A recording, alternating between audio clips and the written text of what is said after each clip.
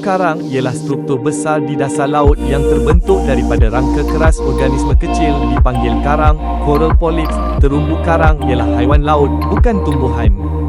Ia mempunyai hubungan simbiosis dengan alga mikroskopik, zooxanthellae, yang membantu proses fotosintesis dan membekalkan tenaga kepada karang.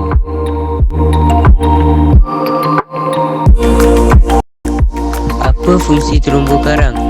Pertama sekali, habitat biodiversity, mencari tempat perlindungan dan pembiakan ribuan spesies ikan dan hidupan laut.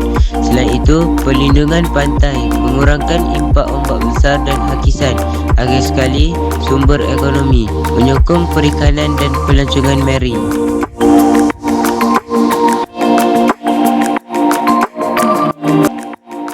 Ancaman utama terumbu karang iaitu pencemaran laut, pembangunan pesisir yang tidak terkawal, aktiviti penangkapan ikan yang merosakkan, pemanasan global peruntuk karang.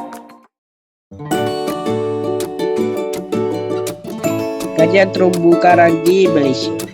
Malaysia kehilangan kira-kira 20% terumbu karang sejak 2022 bersamaan 47,250 padang bola sepak.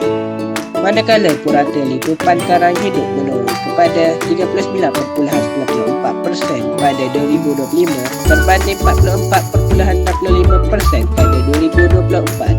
Punca utamanya ialah aktiviti manusia iaitu sebanyak 83%, pembangunan pesisir 10% dan pemutihan karang global 7%.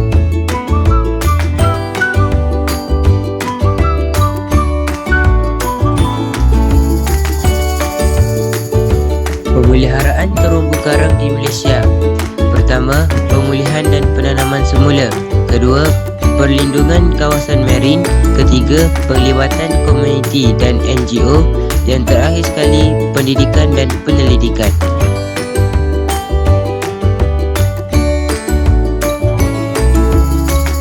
Perlindungan kawasan marin seperti pengezetan taman laut, pemantauan oleh Jabatan Perikanan Malaysia dan program penjagaan reef care.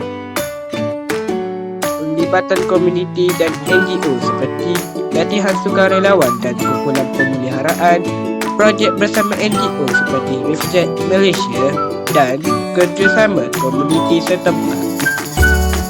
Pemulihan dan penanaman semula melalui program penanaman fragmen karang di taman laut dan pulau seperti Tun Mustafa Park, Pulau Bidong dan Pulau Lang Tengah. Selain itu, melalui teknik seperti coral gardening dan pemindahan karang yang rosak. Pendidikan dan penyelidikan, kajian dan projek di universiti seperti Universiti Malaysia Terengganu dan juga kempen kesedaran awam tentang terumbu karang.